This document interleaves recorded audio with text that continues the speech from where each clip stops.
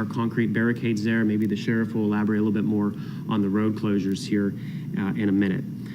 Sheriff Nelson Croft will talk first. He's going to talk a little bit about the ongoing search for our missing person, traffic in Triadelphia, some speeding related things there. We've found a lot more vehicles in our waterways that we've pulled, some concerns about fake money donations, looting, things of that nature as well, and maybe some issues that may arise in some of the state roads that are more so in the Triadelphia, Valley Grove, and outer Ohio County areas. Emergency Management Director Lou Vargo will follow. He'll just talk about overall Emergency Operation Center response for the remaining week. Some things that we need and we no longer need as far as donation goes. Obviously, there's concern about the heat wave that we're experiencing right now, some cooling centers and things of that nature, and talk about our donation line as well. Following him will be Assistant Emergency Management Director Tony Campbell.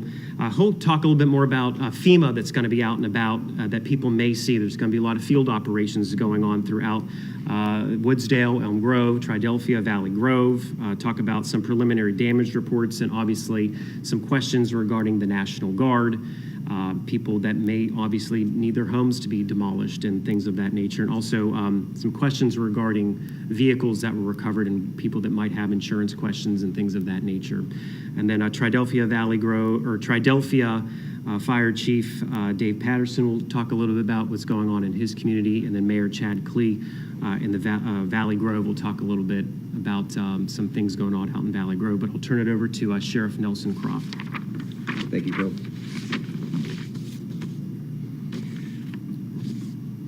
So we'll get off on the roughest part of this for me right now is Miss Sandy that's still missing, that being Sandy Parsons.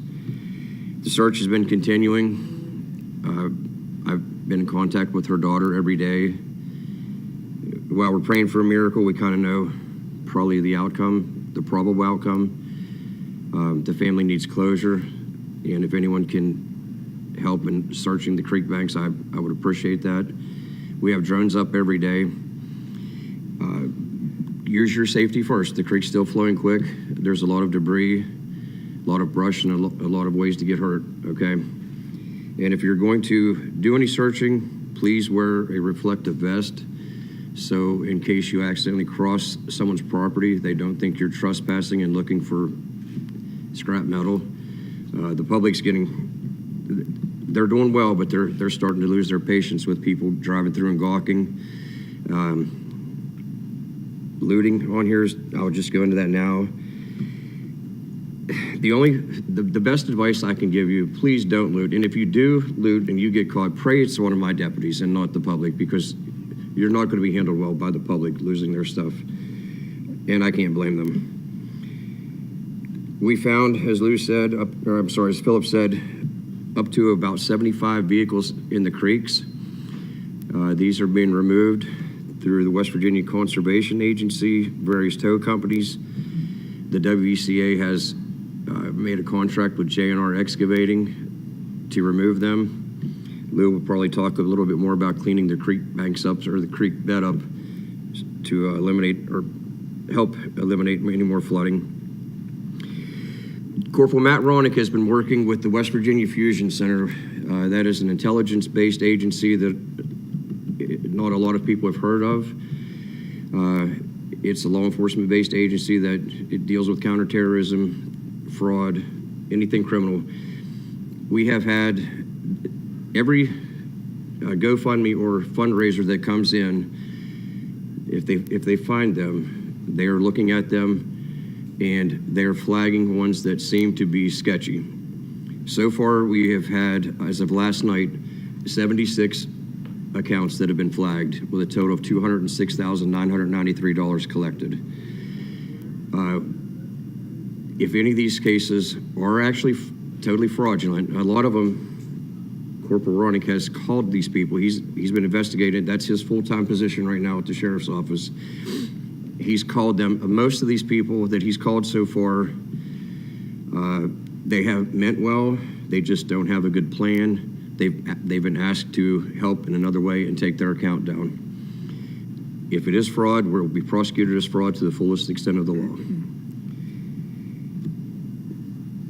Traffic in Philadelphia and Valley Grove, we've been issuing citations for people driving around the barriers that have no address to go to, that are just out for their sightseeing.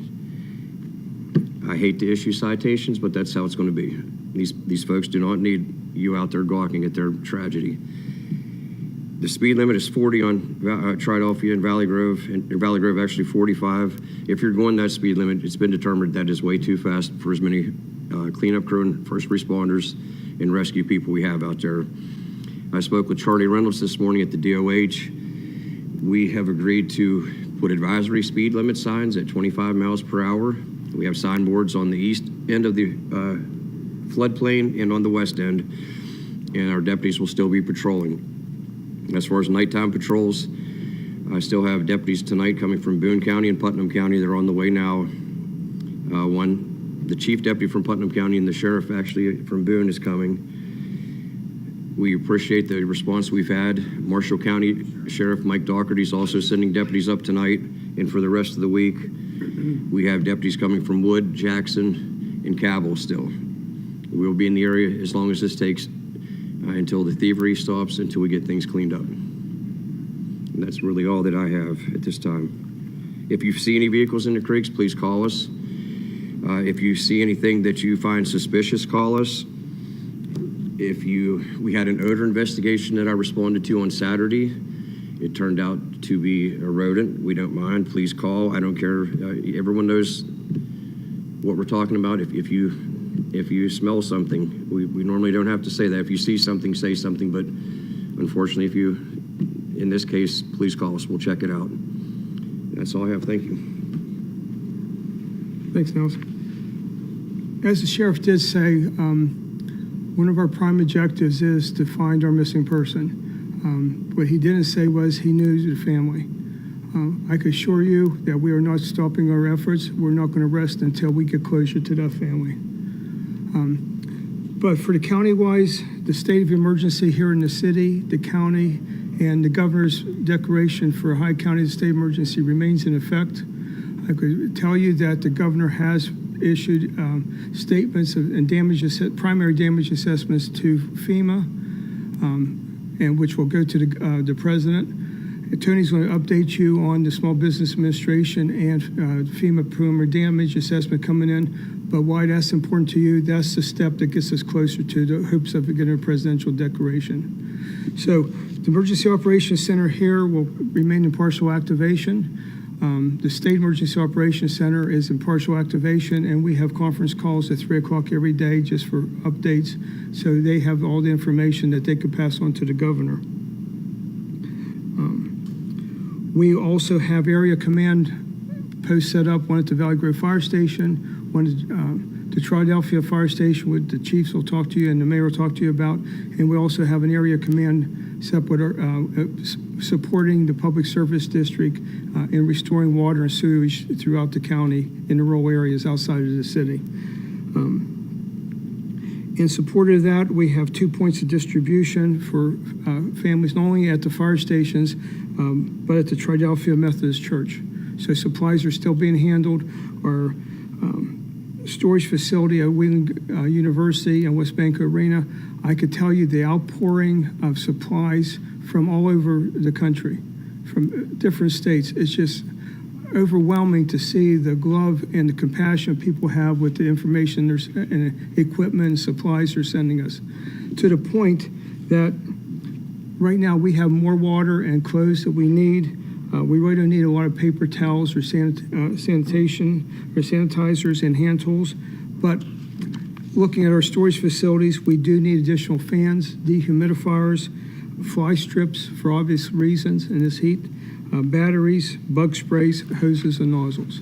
So if anybody would continue like to donating equipment or supplies to us, we would happily take those. Because of people just don't have the opportunity to provide supplies because they're all out of town. The monetary donations are still being accepted at the Hyde County Commission. Checks are made out to Wheeling Hyde County Emergency Management Agency, and I can assure you with 100% that every cent that is collected is going to be distributed to the victims of. It's not going to be kept for first responders. There's others donations coming that way. It's not for even those made out to the county. 100% of this money donated will be going to the victims of this terrible tragedy.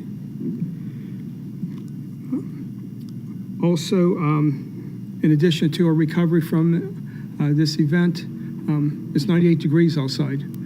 We have the homeowners, friends, families are all working out there. Our volunteers, our first responders, our deputies, everybody's working in this heat. So we set up cooling centers, not only for them, but anybody in the area. The Salvation Army has a cooling center. I heard West Bank or Wheeling Civics has one. I think some churches have spontaneously set them up, which is great. Anybody outside the city, if you need a cooling center, I've talked to each of the volunteer fire chiefs. We can make arrangements. If you need a cooling center, we'll open those up.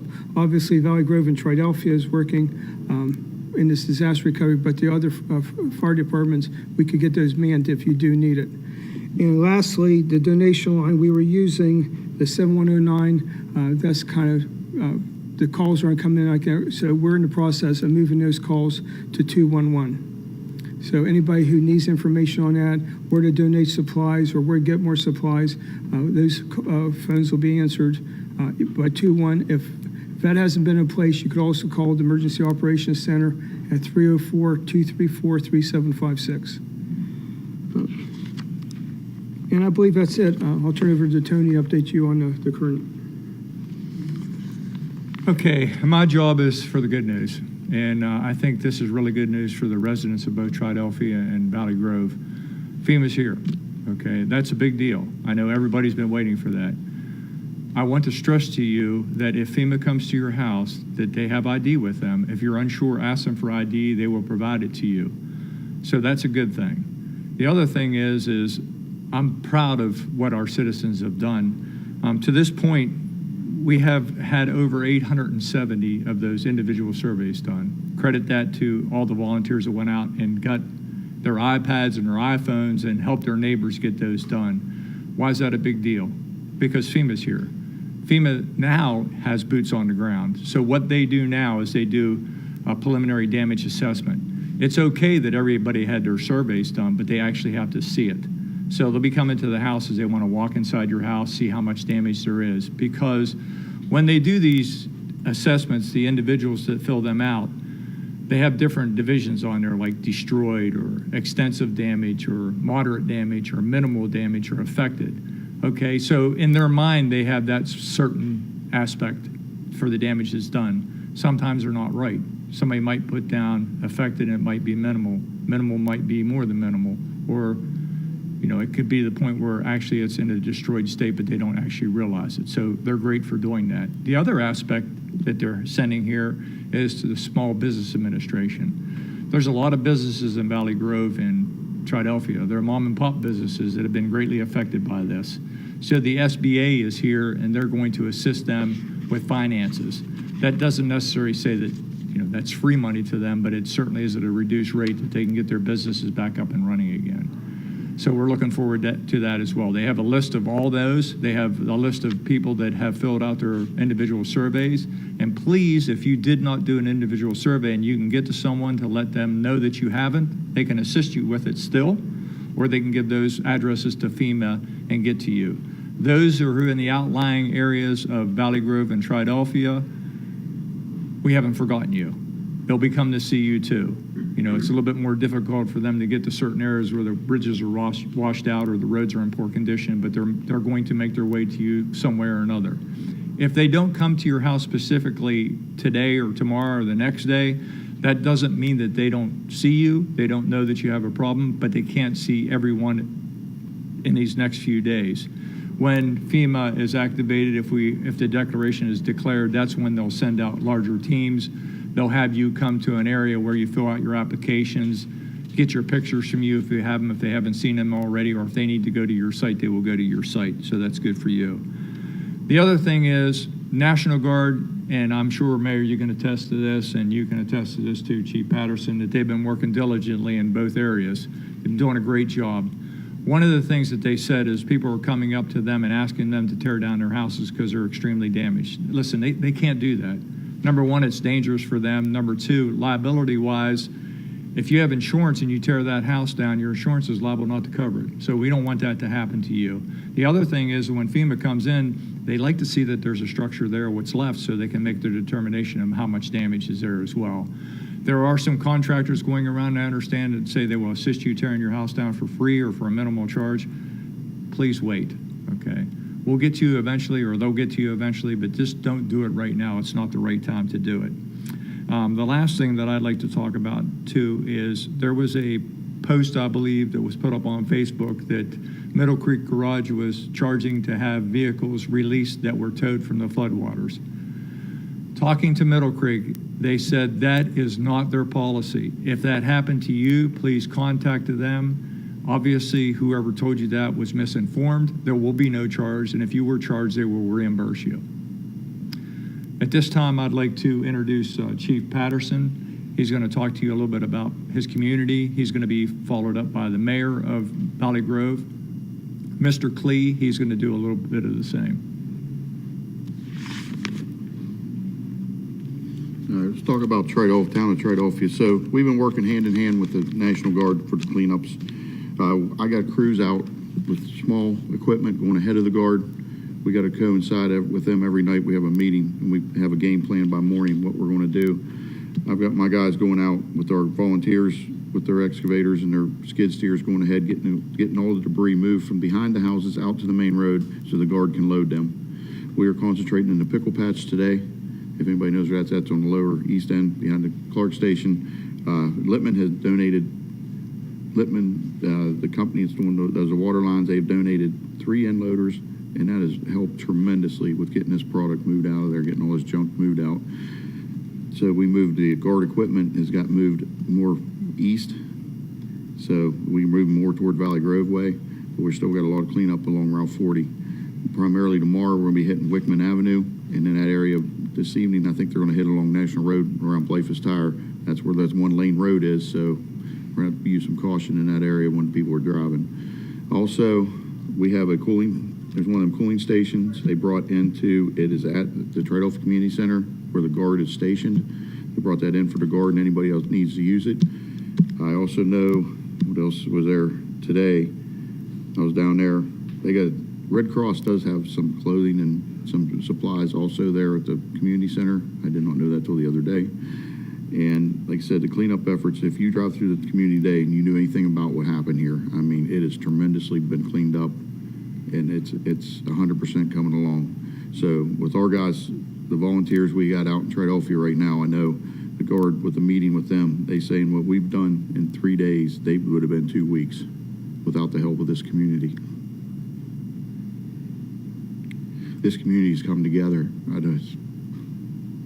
My town stayed. I mean, they've come together to bring it together, and it's coming along. And I thank everybody for their help and support. And let's keep going. We've got to keep moving. We got to get this done.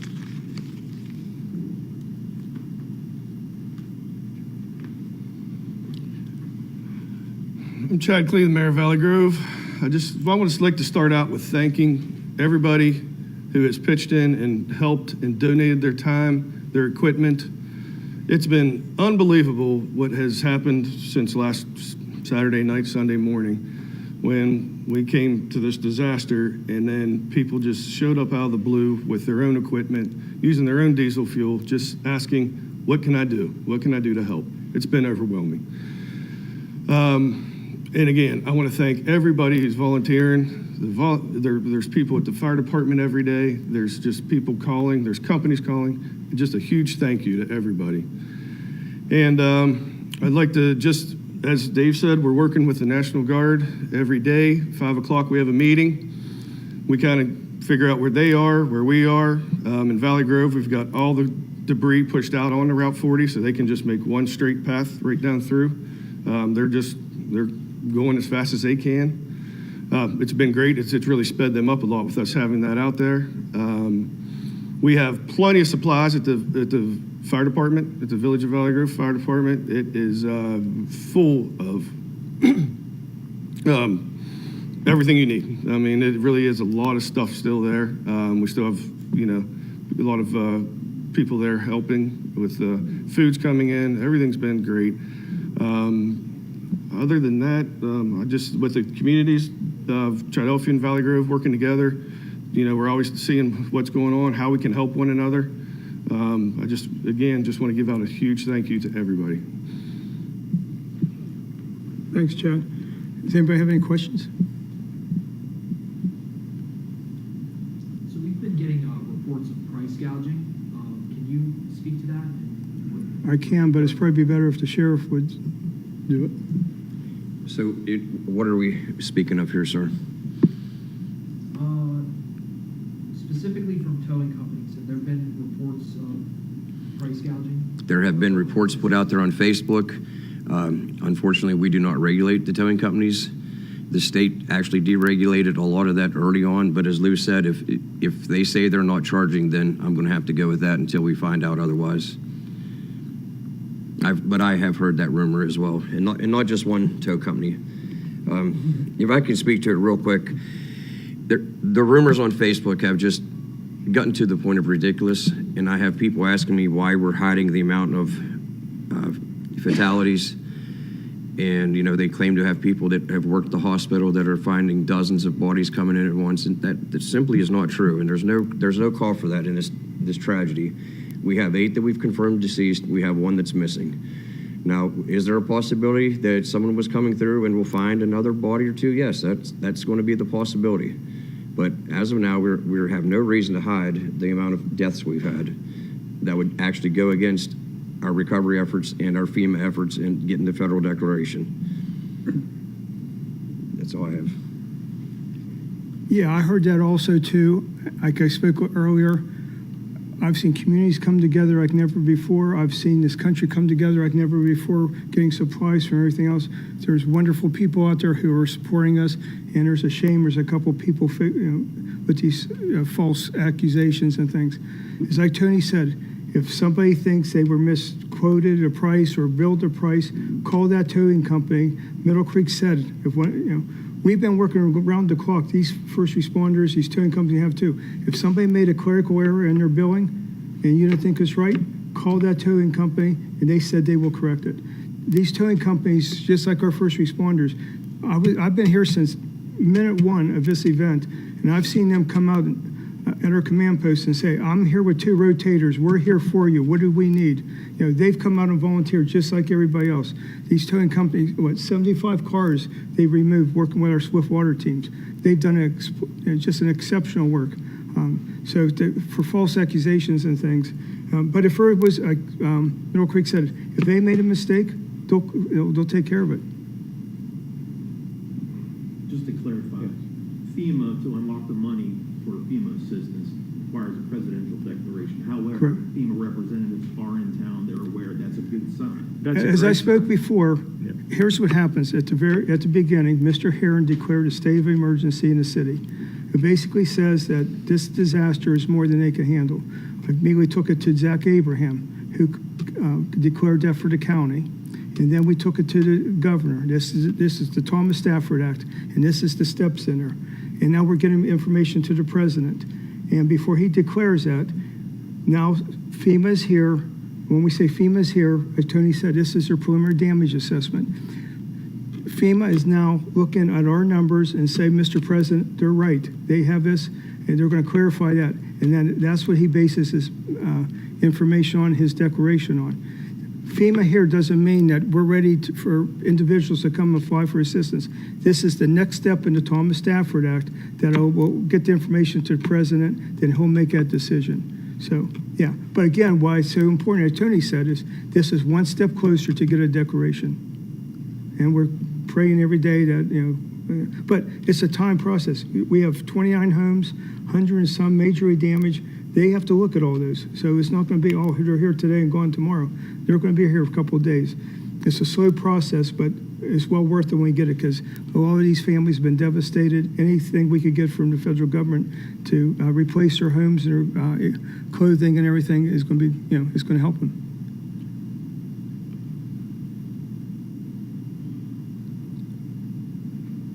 How long does it take for a declaration like that? Is there like a timeline, I guess, when the president would look at it? As Tony said, FEMA's here now, and SBA, they're starting to get their numbers. Every day they'll come back and they report to FEMA Region 3. They'll get those numbers. They're starting accumulating.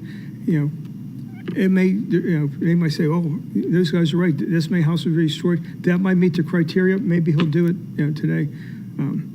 We really don't have a timeline. I've seen it done. One time with the flood, we had Homeland Security. He came here, he flew in, and on the way back, he called the president, and President Bush declared it based on that telephone call. But right now, as Tony said, with boots on the ground, that's just going to get faster information to President Trump, and hopefully he'll make a declaration soon. And one point with that too, every representative for West Virginia has written a letter to the president. That helps. So they're trying to move the process as long as quickly as they can. So just so everyone knows in these communities, you have the support of the state government, 100%. And one other thing too, we're working on now, a lot of these people has lost everything, which includes all their IDs, their driver's license things. So we're working on ways with DMV, we're working on the federal government, and there's passports missing, things like that. So we're going to help these people, declaration or not, to expedite the process of getting their federal IDs or their state IDs. Because a lot of people don't have driver's license anymore. They're in the Mississippi somewhere.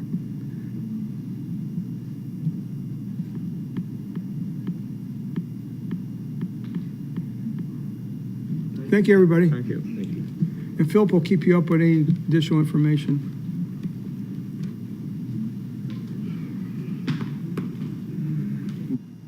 Those were Ohio County officials updating us on flash flooding recovery efforts just 9 days after those floods battered Ohio County. Now, just for a quick recap from that, we did hear that FEMA does now have boots on the ground in Ohio County. There has been no presidential